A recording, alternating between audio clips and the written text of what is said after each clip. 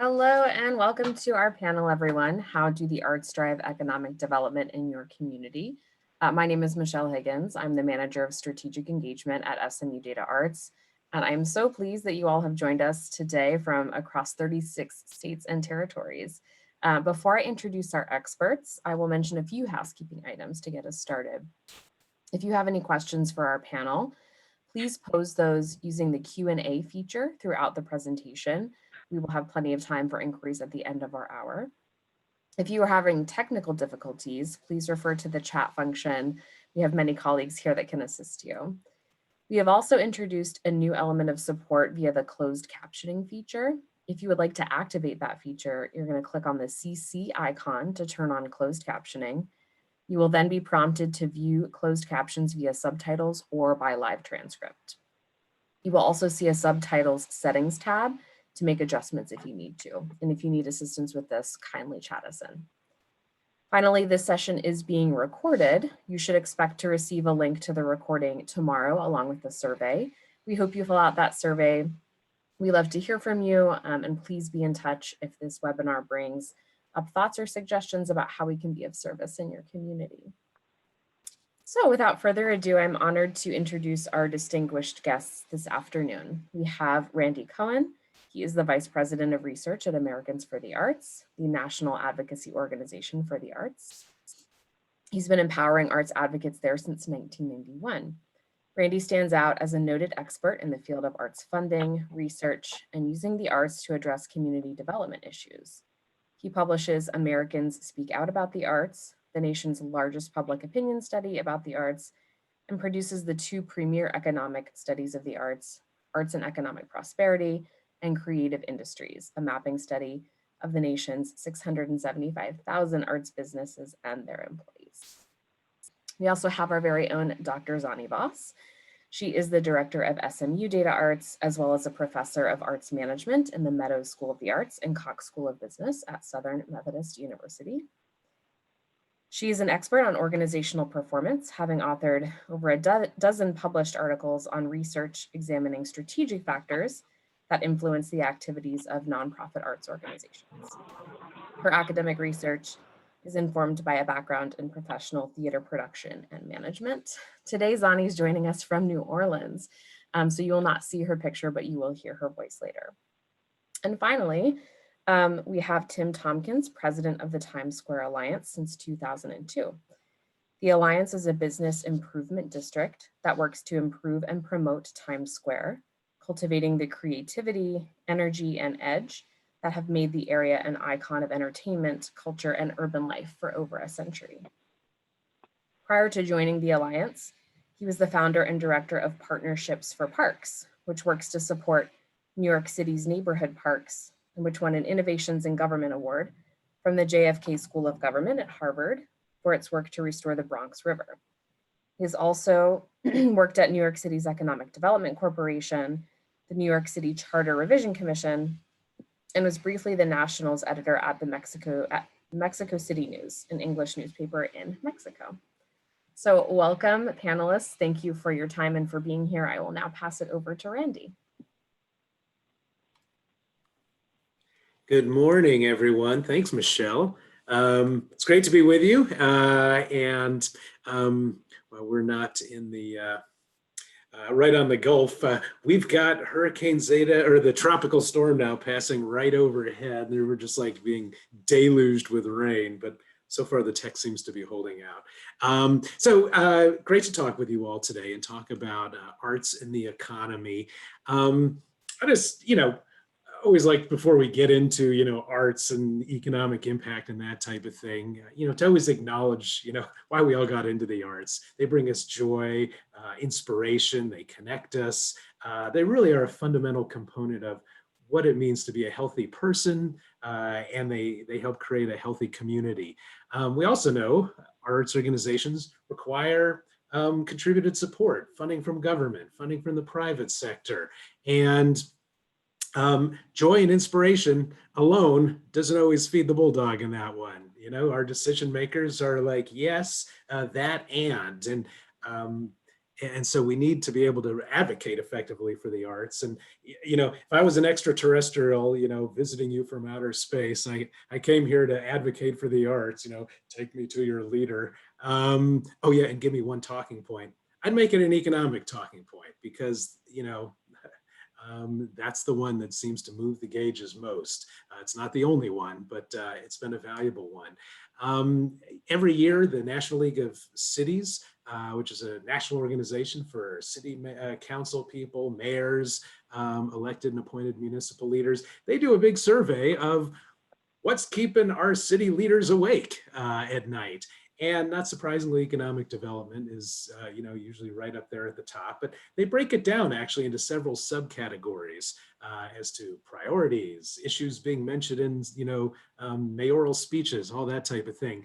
And right up towards the top there, arts and culture, the second most important category, is part of economic development, and downtown revitalization, and all the incredible work Tim does, right up there as well. So the arts and culture have a real present place in our front of mind for our elected leaders. So next slide, please. I'm going to talk today about arts and economic prosperity. It's our national economic impact study of nonprofit arts and culture organizations and their audiences.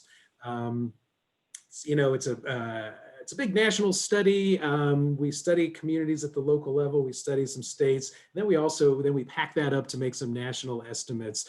But the core participants in this study, 341 communities across all 50 states, communities as small as 1,400 people, as large as 4 million. Bottom line, doesn't matter if you're in a large urban city, a small rural community, a suburban neighborhood. If the arts are happening there, there's a measurable economic impact.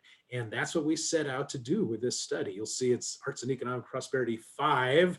We've been doing this since the early 90s. We do it every 5 years as part of our, we update the study. And it changes the conversation about the arts. It demonstrates that the arts provide all those fundamental humanistic intrinsic benefits, and they're good for the economy, good for jobs, generating government income and revenue, creating opportunities for other local businesses. So next slide. What we did in this study is we looked at spending by the nonprofit arts and culture organizations, and then that event-related spending by their audiences. Think about the last time you went to an arts event, and it's getting to be a while now with this pandemic. But, when we went out, well, odds are we probably did more than just go to that performance. Paid for parking, had dinner, and then saw the show and went out for dessert or drinks afterwards and came home and paid for babysitting. There's all this economic activity captured in there. So nationally, we estimate 166.3 billion, that's billion with a B, dollar industry, the nonprofits sector alone. And some people ask, why focus just on the nonprofit arts sector? And because it's all important: commercial, individual artists, galleries, Broadway, everything. But usually when government's making an investment in the arts, when our foundations and corporations are supporting the arts, those dollars are typically going to nonprofits. And it's an appropriate question. Hey, what's the ROI? What's the public getting back in terms of that investment? And so that's, so we draw a box around here, nonprofit arts organizations, which also includes municipal city organizations. So it's a little more expansive than that. But you see here two figures: spending by organizations, that's the piece on the left, $63.8 billion. That alone is a myth buster. Our organizations, we have budgets. We spend money in the community. We hire people locally. We purchase goods and services from other businesses. We pay a utility bill. We're members of the Chamber of Commerce. We're members of the CVB. We help drive marketing and promote our region and advance tourism locally. Arts organizations are good business citizens.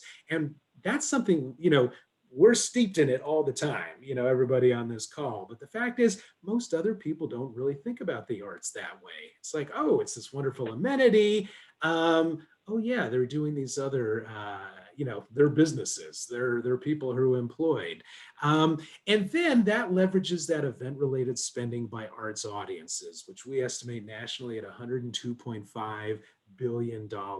So you add up those two pieces, you get $166 billion. And so what's the impact of that? Next slide, please. Ask any elected leader what their three priorities are. They'll tell you jobs, jobs, and jobs.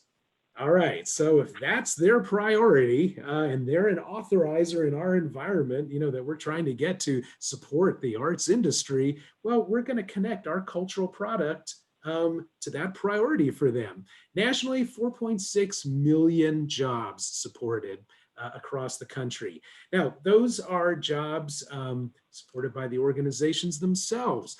And remember, these aren't just artists or curators. Arts organizations employ, accountants and auditors, and we hire graphic artists and designers, and if we're building a set, we buy supplies and materials, paint and wood.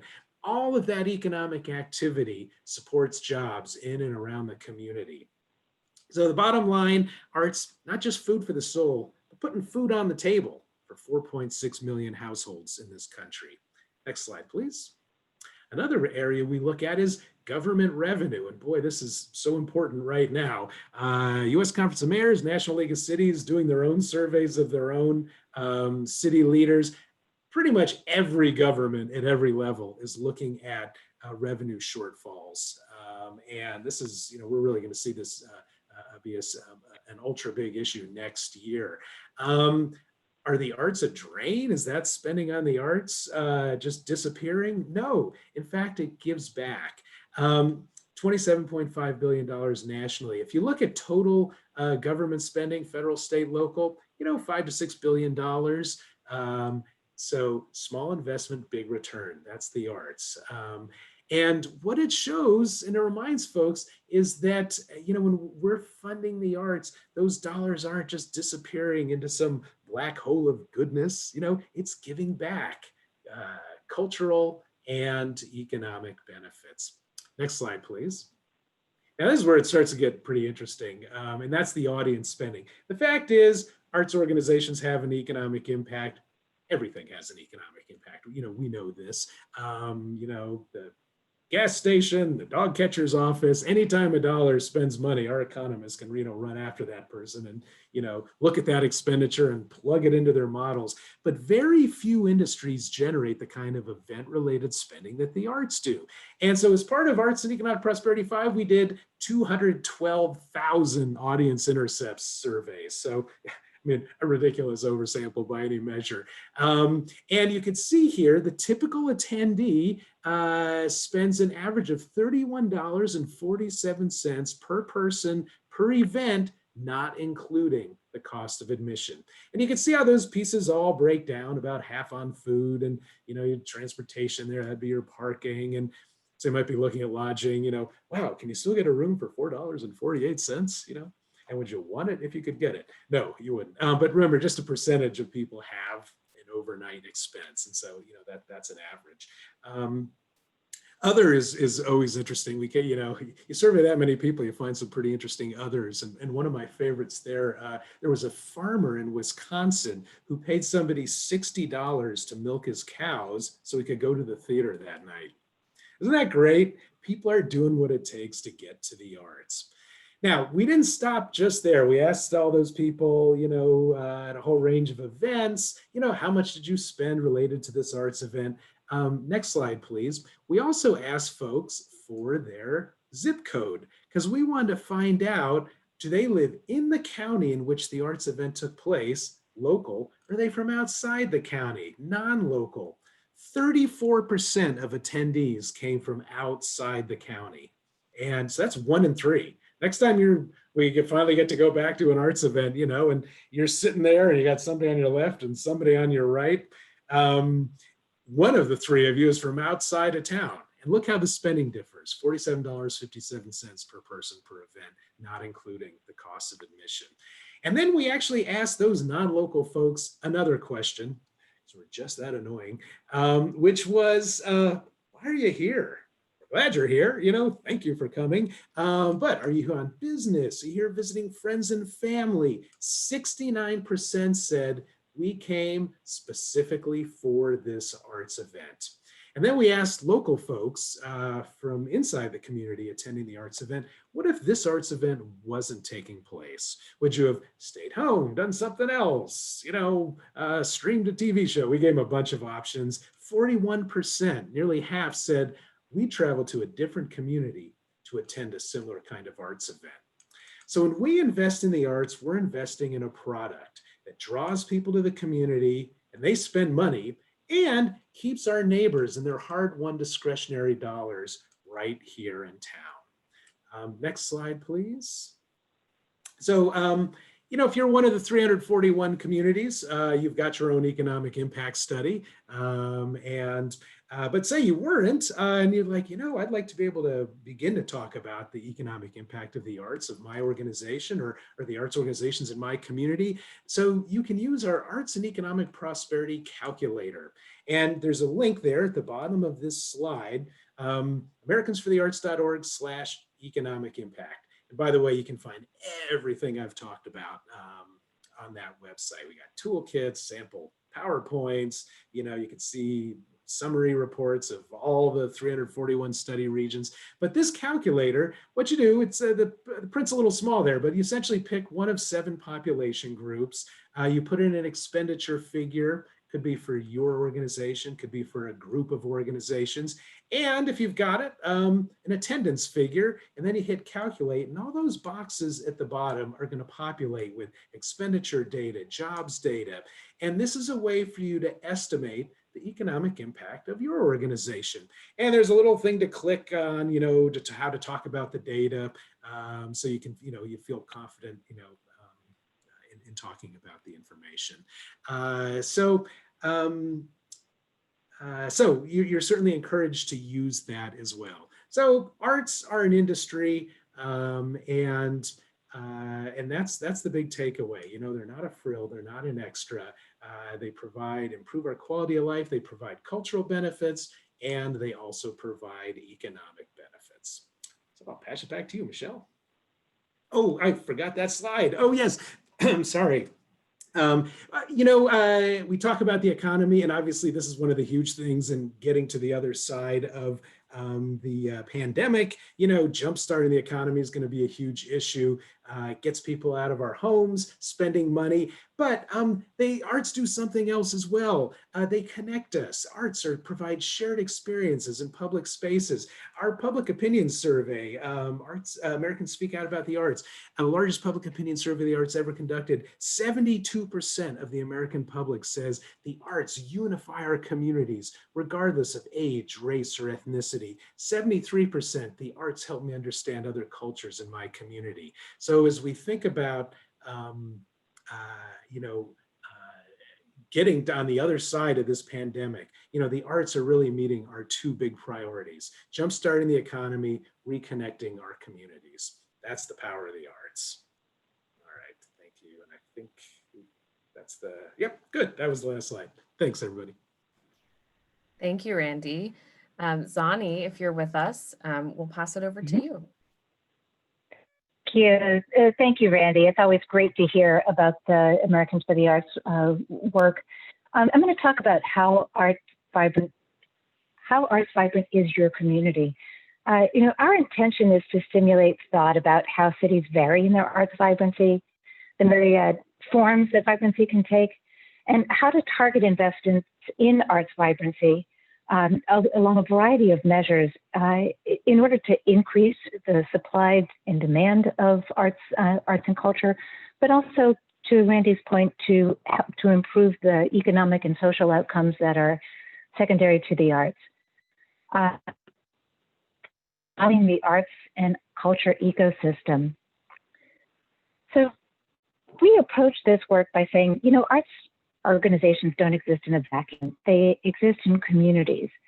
So to understand a community's arts vibrancy, you really have to start by considering the whole ecology of the community. So when we start with data, we try to bring in sources of data that represent each of these kind of layers of the onion of the ecosystem. So the model features a complex and interdependent set of relationships among artists and arts organizations, the communities in which they reside, and government funding that influences both the production and consumption of arts and culture. We capture these relationships by geolocating every arts and cultural organization in the country, and then connecting them to the data on their communities. We know from our research that all of these elements that you're seeing here have an impact on an arts organization's performance. Next slide. Every year for the past 6 years, we have published an Arts Vibrancy Index report, and this lists the top arts vibrant communities. In doing so, we look at metropolitan and micropolitan statistical areas, or MSAs, as well as metro divisions. So where the Office of Management and Budget breaks down really, really large metro areas into blocks of like 2.5 million people, we do the same in terms of comparison. So we let the data tell us which MSAs rise to the top. Each metro and micro area consists of one or more counties, and it includes the counties containing the core urban area, as well as adjacent counties that have a high degree of social and economic integration. You know, so you think about it, arts and cultural organizations may exist just in the urban core, but audience members, artists, production personnel, administrators may live in the outlying areas. The airport may be located in an outlying area. So we're looking at where is there that social and economic tie to the organization. If you click, Michelle, 2 points. The first, arts vibrancy is active, not static. For communities, 10% are entirely new to our list this year, while another 10% return after not being included just in the last year's report. And there's also a shifting among communities that make the list in previous years. So a community's arts and cultural scene may have experienced a big change, like the opening of a large art space.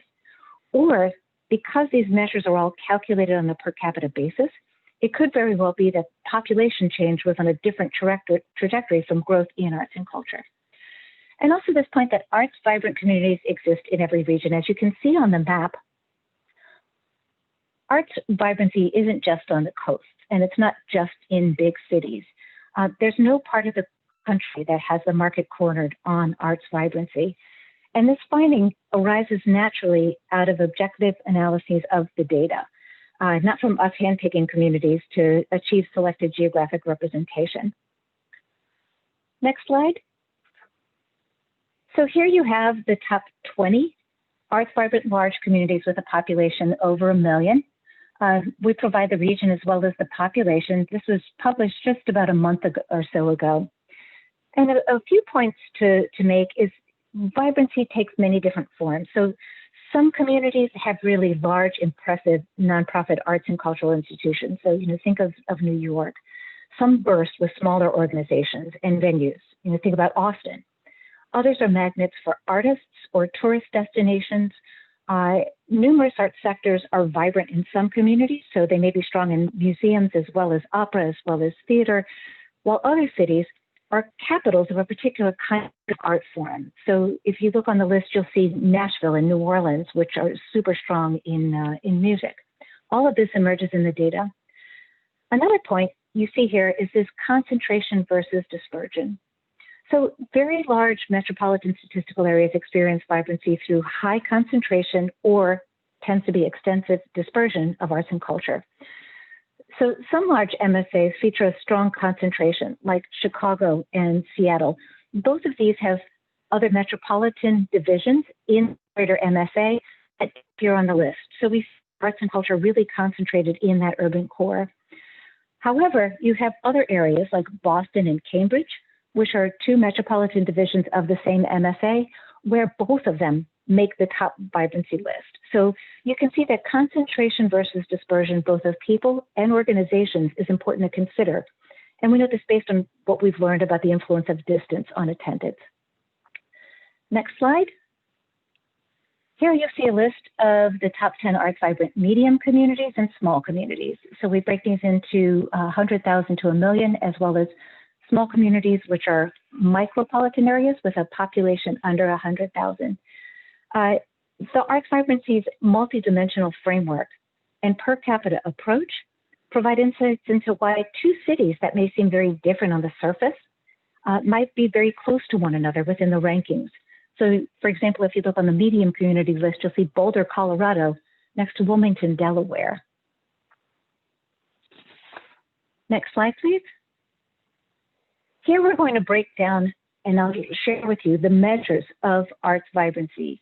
We look at 4 different measures of supply, demand, and government support. And you'll recognize the arts and culture ecosystem. So arts providers on a per capita basis, we look at independent artists, arts and culture employees, arts and culture organizations, and then arts, culture, and entertainment firms. For arts dollars, we think of this as if you pull together the program revenue, contributed revenue, total expenses, and total compensation of all of the nonprofit arts and cultural organizations, and then made it out on a per capita basis. This is what we're looking at as demand. So both of those categories we weight at 45%. Government support, which we look at state and federal number of grants and dollars, we weight at 10%. And there are 947 MSAs in Metro Division, so ranking between 1 and 95 means that you're actually in the top 10% in terms of ranking. Now, measuring traits to us is more than just a counting exercise. When you look at, for example, per capita arts and cultural organizations, all else being equal, same population, same community, one has 30 arts and cultural organizations, one has 3. The one with 30 has more availability of arts experiences for people to engage with and greater variety to choose from. So more preferences, interests, and cultural expressions can be met. Given the symbiotic relationship between arts organizations and their communities, the Arts Vibrancy Index can help arts leaders, businesses, government agencies, funders, citizens understand the overall intensity and capacity of the community's arts and cultural sector. And past AVI reports, I think about Bennington, Vermont. This is who we have just shown up here as an example. John Shanahan, who is the director of Better Bennington, had gotten back to us to let us know that to have made the list of most vibrant communities was a spark that created a firestorm. Their 5-person arts committee is now the Cultural Bennington Arts Council, over 150 strong. Since receiving this distinction, we've become recognized by the state of Vermont for our accomplishments, and the town of Bennington is helped promoting the distinction. There's also good ways that communities that otherwise were doing great work in terms of arts supply. There's a strong sense of vibrancy already there. Simply getting the recognition has helped them to raise awareness in their own communities about the vibrancy that exists. Next slide. Here you see a copy of our heat map. So on our website, we list arts vibrancy. The different colors indicate the different percentiles that a community falls into. You just click or scroll onto a county and click to see your county scores. We did this because there are about 41% of counties around the United States that don't have a part within the community that even qualifies as a micropolitan statistical area. So no urban core with a community of at least 10,000 population. Here, we also add in characteristics of the community socioeconomics and other leisure characteristics. If you see, for example, this is looking at Philadelphia, a ranking of 98 on ArtsScholars means that Philadelphia County is in the top 2% of counties on that measure. And there are about 63 counties that rank higher because there are over 3,000 counties in the US. Our leaders have let us know they've used the map in a variety of ways, from considering where to locate their operations to what markets are right for touring, exhibitions, or performances. Next slide. I just want to share that we do arts vibrancy comparative studies. We conduct these customized comparative studies so that communities can benchmark themselves against peer and an aspirational set of communities so that they can understand what sets them apart by examining the underlying dimensions of demand, supply, et cetera. Different funders like the Walton Family Foundation have engaged with the ABI data to better understand how investments to increase arts vibrancy might be best directed in the communities that they serve, given existing strengths and opportunities for improvement. And with the Walter Foundation, we work to say it's a new foundation if they want to make investments in inclusive community development and wanted to spur vibrancy throughout the Chicagoland area. what are parts of the community that are currently really densely served by nonprofit arts and cultural organizations versus which parts of the community only have a few organizations? If they wanted to make investments in more socioeconomically diverse parts of the community, could they do that? And we're able to show that all through the data. And so with that, I'll leave you with a few final thoughts. Michelle, if you can advance. How Arts Vibrant is your community? Thoughts. Arts Vibrancy takes many forms. How is it manifest in your community? And what are peer communities doing that you'd actually like to emulate? Next slide. What are your community's relative strengths and weaknesses? What will you plan to improve and how? You know, this is really a time of such considerable environmental hostility, uncertainty about the future as pertains to arts and culture. We really want to offer this report, this information as a celebration and a reminder of the arts' enduring importance, resiliency, and vibrancy. We shouldn't forget the essential role that the arts play, both in fueling economic development, but also emotional health, cultural literacy, social cohesion and integration, communities' identity, and creative expression. And with that now, I'm going to turn it over to Tim.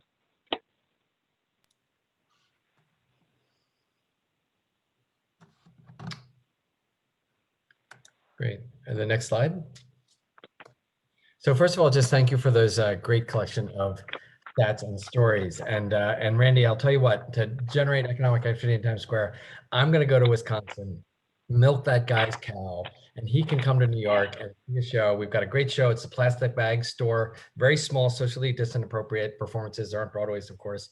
And while I'm out there, I'll do some get out the vote activity in a swing state for a president who actually cares about the arts. So I want to talk a little bit about within the context of Times Square, the intersection of arts and economic development and how our own thinking about it has evolved in different ways. I think one of the best ways and the simplest ways that I can just make the case, as we've all seen everywhere, but it's really striking in Times Square for the economic power of the arts, is what happens when it's not there. So next slide. Obviously Broadway brings about 40, when it's full, brings about 40,000 people a night and sometimes twice a day to the area. And so when Broadway's closed down, Times Square is closed down. I've said that when Broadway gets a cold, when Broadway sniffles, Times Square gets a cold, and when Times Square gets a cold, New York City is in the emergency room. And that's really the case because we're now at a situation where, of course, part of it is the drop in tourism, but part of the reason that tourists came to Times Square anyway was because of the draw of the theater and the arts. And so next slide. So the kind of economic activity that we've seen historically, which is 15 billion in economic activity just from Broadway alone, 96,000 jobs, that goes up in smoke. And so we have, you know, at least half of our, to Randy's point, you know, the restaurants, the shops, the hotels that are around Broadway, around our arts assets are closed. So that, in a nutshell, for me, is a very striking way of making the case for the way in which a cluster of arts entities drive economic activity. Next slide. When our organization was first started in 1992, we, without really being conscious about it or talking about it this way, we did a lot, before I was there, we did a lot of programming and arts programming that was really designed to do two things. To change perception about Times Square, because Times Square was perceived and had been very, very dangerous, and also to draw crowds. So even the programming of New Year's Eve was suddenly thought of like, this is a chance for us to put out a certain kind of more pop culture, but cultural programming to change perceptions about Times Square and to draw different kind of crowds and different things. Next. Similar thing was when for the 1992 Democratic Convention, which happened in New York, Broadway did an outdoor performance called Broadway on Broadway, Broadway the Street, which itself was a radical way of showing that Times Square was safe and family friendly and was part of changing perceptions. And at the time, it was a very radical idea. And then over years, that grew to attract people and help to change perceptions. So, so there's this way, as we all know, which arts and cultural activity can increase footfall because you're drawing crowds for big events, and also can change the perceptions about a place in a variety of ways. Next. And then when I came in, we started doing really small scale things, sort of stumbled into them. We just thought, how do we improve the environment, our public space environment? Decided to engage a bunch of graphic artists to do a project related to a kind of urban forest in Times Square. And one of the things that was interesting was literally within 48 hours, we had about 184 banners. Within 48 hours, every single one of those banners had been volunteered by a graphic artist to design something. And we realized that our arts program could be a way of channeling the creative energy of New York City overall in Times Square and giving people a platform. Next. But we were still really just thinking about like, how do we do things that are fun and interesting, look good? We decided to do a Valentines Heart during the slow time of the year in February and commissioned emerging architects to come up with some manifestation of a heart to celebrate love in Times Square and to draw attention to the fact that it was a good place to have a date, and a classic way of having art drive certain economic activity by drawing attention to things. Keep going. Next. And then through open calls, we started again tapping into these other pools of talent in the city. In this case, Shenway Dance Arts to do dance performances in Times Square. Next. We took advantage of our existing assets, the digital screens, to have international artists like Tracy Emin come and do, again, initially it was, Valentine's, celebrating things that were pretty and fun. And that's an important part, especially in the early phases of any arts program, which are to do things that bring people joy and that are beautiful and make people happy. Next. But then we began to really, because artists were coming to us, we started to do things that spoke to what our place was.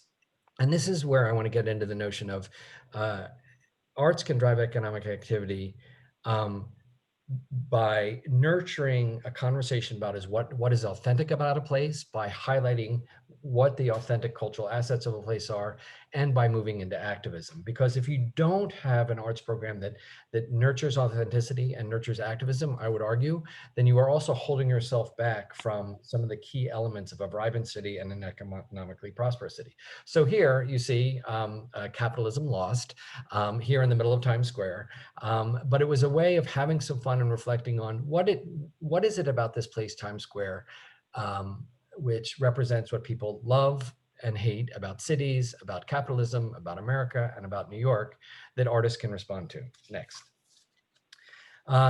Through our Midnight Moment program, we had Alfredo Jar comment on, as immigration issues were becoming more and more significant, about what is the definition of America, to the extent that Times Square itself represents some aspects of America to the rest of society.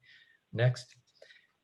Then the Valentine's Heart, which, as I told you, started off as let's make something pretty and fun, began to respond to the times. And so an architect came to us with a notion of having these bars on, these colored bars represent the different immigrant populations within New York City.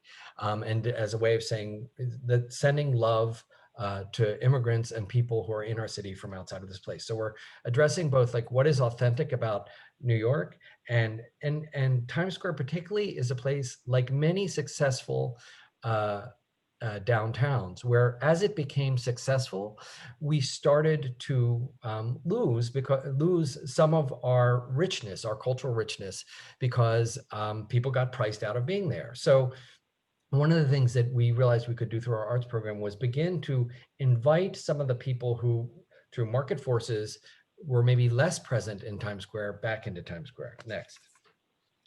So similarly, another project, this one where you could get into this old-fashioned phone booth, pick up the phone, and hear an immigrant from a borough far away from Manhattan talk about their daily life experience as an immigrant.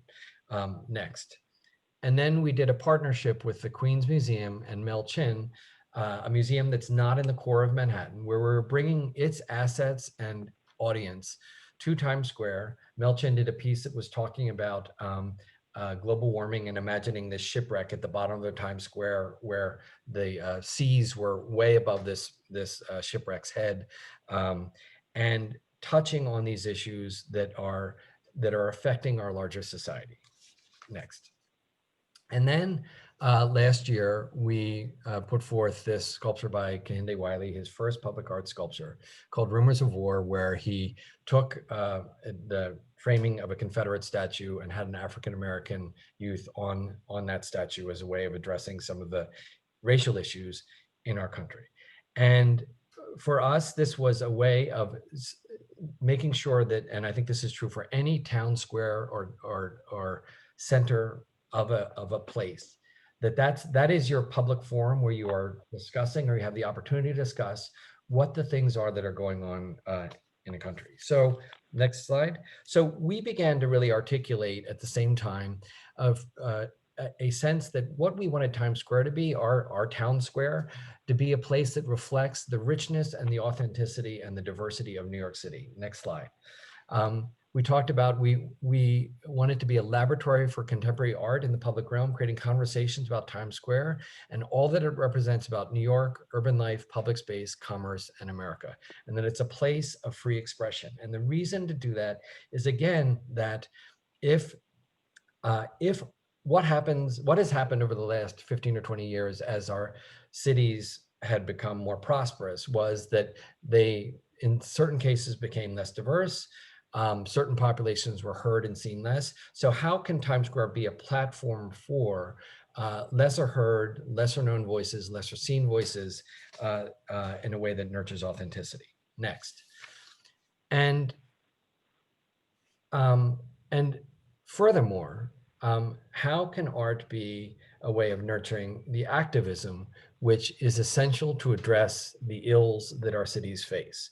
So I think we all know the depth of divisions that we have in our country right now, and the ways in which our country is paralyzed, not just by the COVID epidemic, but by sort of the unresolved issues that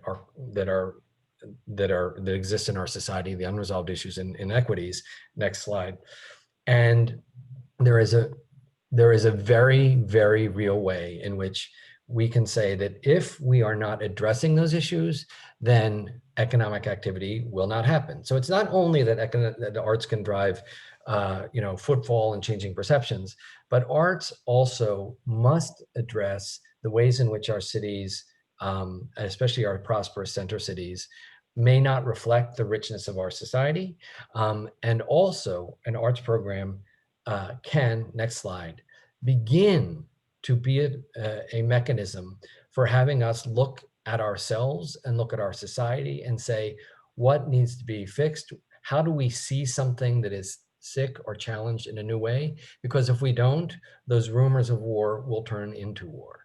So that would be my argument for why arts are important, not just for things like increasing footfall, not just for changing perceptions, but for nurturing authenticity and for nurturing activism, all of which are essential if we're to really achieve our full potential as a vibrant city and an economically prosperous one. Thank you.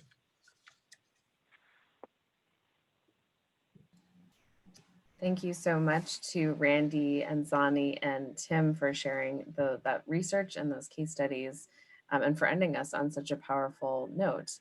At this point, I'll open it up for questions. So folks who are participating, if you have those, you can put those in the Q&A or the chat. We have a few to start us off, and I'm going to read this question for the panelists. We are a grassroots effort trying to organize, and we're wondering what we can do at the city or county or state level. The arts at grassroots level is severely underfunded in this city. How do you make an argument for increasing arts funding in a city like Houston that isn't really a cultural destination, and who are our allies? There's a lot to unpack there.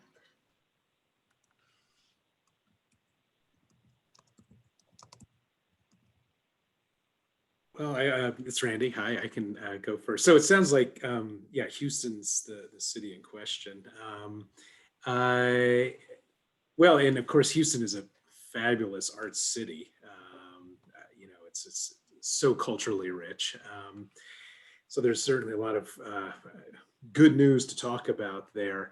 I think Houston was part of the Arts and Economic Prosperity Study, so there is economic impact data for the city. The county, I don't know, I was thinking it's like $640 million. Just, I don't know why that number popped in my head, but I can find out actually what it is. And so can you going to our website.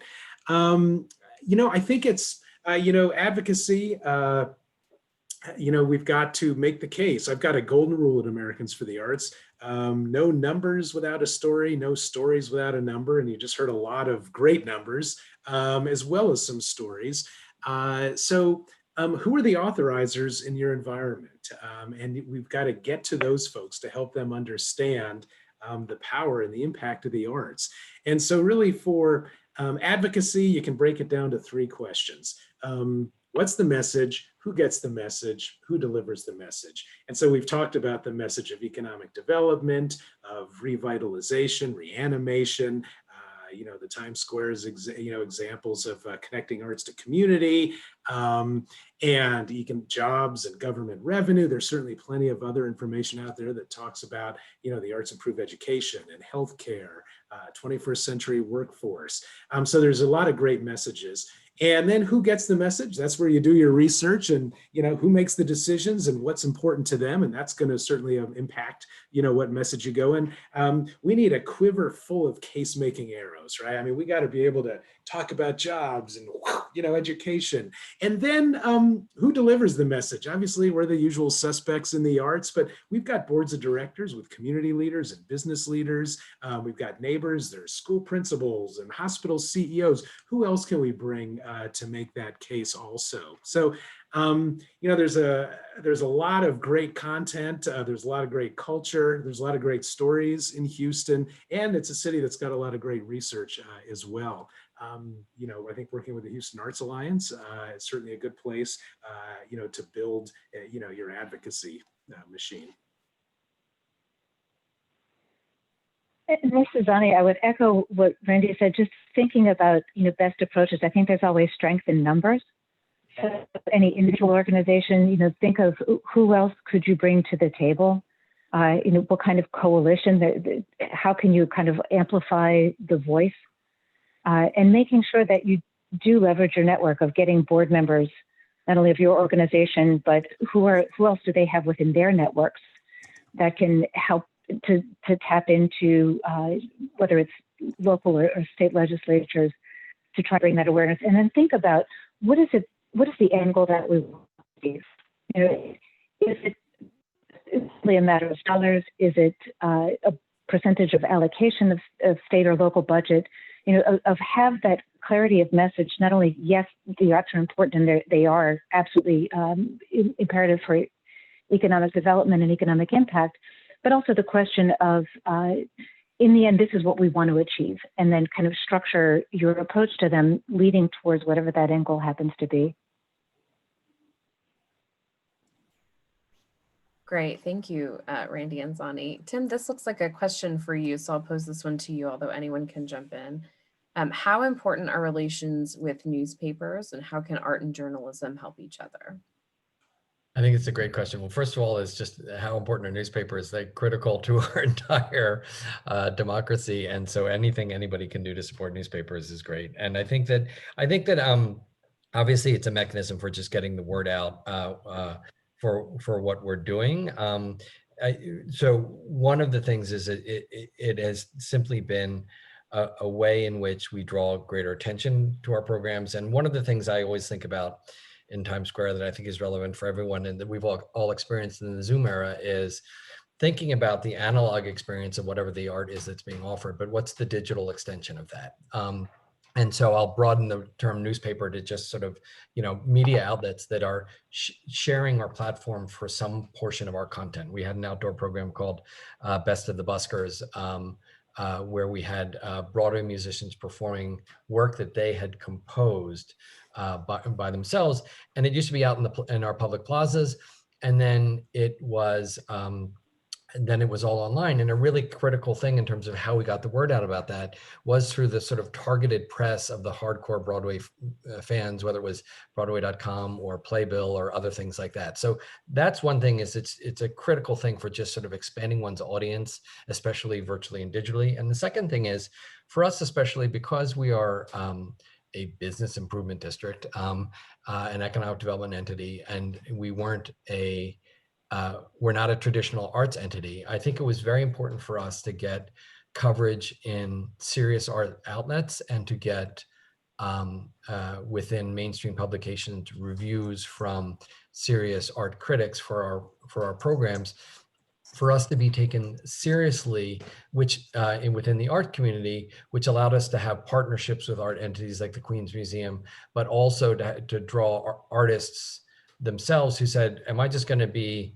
used as a promotional tool for some, Valentine's sale, or am I actually going to be able to do art? And by getting reviews from arts entities, that also gave us some legitimacy in the arts world that we were doing this with integrity.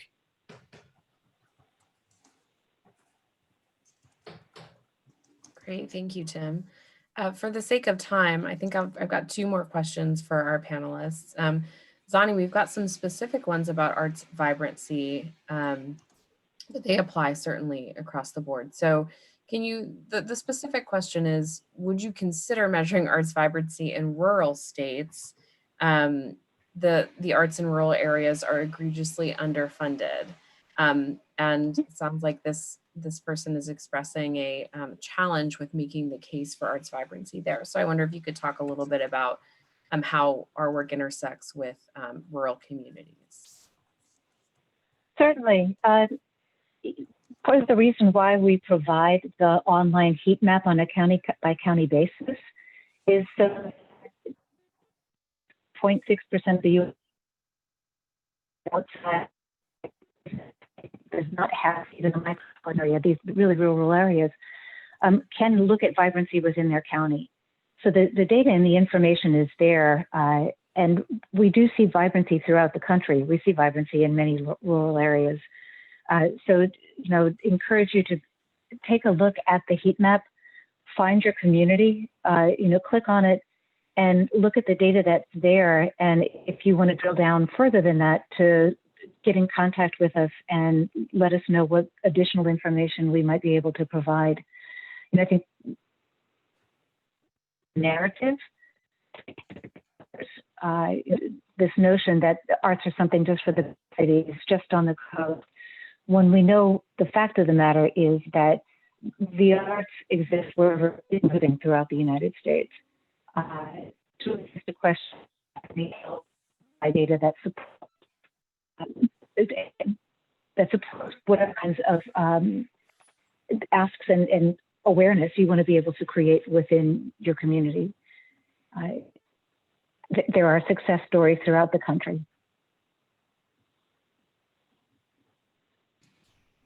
Randy or Tim, anything else to add before we take our final question? Yeah, onto the pending Zany's response, and then also a question I think from Gary about, I think it was small and diverse organizations. It's really that we have to prize and value the whole cultural ecology in a community. And especially as we think about cultural tourism, travelers these days, whether it's domestic or international, are looking for authentic cultural experiences. They're looking to build memories, and you do that through experiences, and that's the arts, right? That's, the arts are experiences. And so it's important to remember that we need the whole spectrum of cultural opportunities, neighborhood organizations, historic heritage. What's the story? What's the history of this community? Who lives here? How do they express, through art forms, all the way to, the big major organizations as well, because that's a vibrant, creative, cultural community. That's also what drives this cultural tourism and economic development. I couldn't agree more, Randy. And thank you for bringing that up. Sometimes when communities see that their comparative level of vibrancy on a per capita basis isn't what they would like it to be, the instinct is to say, well, what can we bring in? What can we import from someplace else? When the fact of the matter is the most compelling experiences are those that are tied to the identity of a place. What are the traditions? What is the cultural heritage? That really rooting in what makes a community unique is the thing that helps to increase vibrancy. It's what starts attracting other artists who work in that space to live there, even to see it. So it's really, what is the excellence that already exists that can be celebrated and amplified? Great. With that, I'll ask for all three panelists to weigh in on this kind of portion of a question. So there's a question of if there are studies that project what will be happening in the arts community in cities over the next few years as a result of this pandemic. And so I'll pose that to all three panelists. Maybe you could share a little bit about how you're approaching and thinking about the next few months and years in this moment. At Americans for the Arts, we've got two big national surveys looking at artists and creative workers, as well as as arts organizations, but really has a focus on nonprofit arts and cultural organizations. And the news, as is evidenced all around us, has been devastating. 95% of organizations have had to cancel work. We estimate they've lost $14.1 billion to date. 10% doubt their ability to make it to the other side of this pandemic. They are responding well, 2/3 now doing virtual programming. 40% have opened, 60% haven't yet, with the majority of those don't have a plan yet. And then for artists, it's been devastating. Again, 96% have lost creative income. Average financial losses this year, $22,000 per artist as a result of the pandemic. 63% unemployed. So the challenge is, there are many, is, if only this was just a recession, it'd be a bad recession or a horrible recession, but we've all got a playbook for recessions. It's hard. But we just don't know how long this is going to go on. We also know government budgets are going to be whacked next year. And so state and local funding is going to be a challenge. So it's going to take a couple of years. And some organizations, large and small, won't be with us till we get to the other side, when we get to the other side. But staying connected to community is going to be vital. How can the arts, we need to be partnering with everybody. We need to be, thinking about advancing our community and making sure people hear the message of arts and vitality, arts in the economy, jumpstarting the economy, and reunifying our communities, because those are the big worries now. And we do that. That's our work. Tim, do you have anything to add? I'll let you have the final word. So I am not answering the question directly, but three thoughts come to mind. One is, the next few years are going to be incredibly difficult, but I do fundamentally believe that people's hunger for arts and live entertainment and the in-person experience will survive. We've been through this many times with Broadway, where people said the movies are going to kill live theater. Then they said television is going to kill live theater. And then they said the internet is going to kill live theater and cities.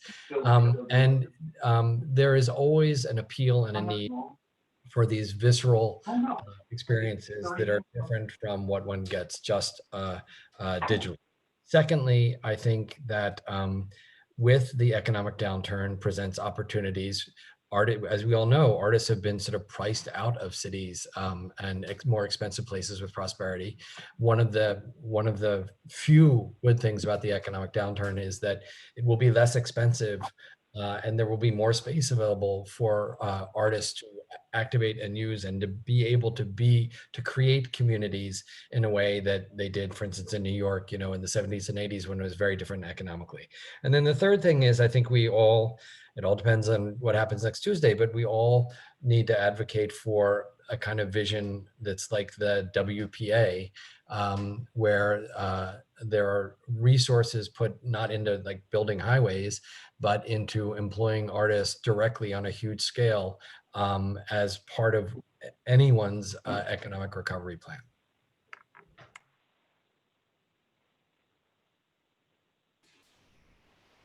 All right, Zany, any last words, anything to add before we close? I would simply encourage everyone to get out and vote. We are all somewhat responsible for our own futures. So I want to give a hearty thanks to Randy and to Tim for joining in this conversation. And thanks to Michelle and Monica for getting us organized. Thank you. Great to be with you all. Thank you. Thanks, everyone. We have a ton of resources for you, as well as some questions that went unanswered that we're happy to kind of follow up with you afterwards. So look out for an email from us and we'll make sure you get all those resources and have an opportunity to ask further questions if you like. But with that, I'll say have a wonderful afternoon and thank you so much again for joining us. Thanks, everyone.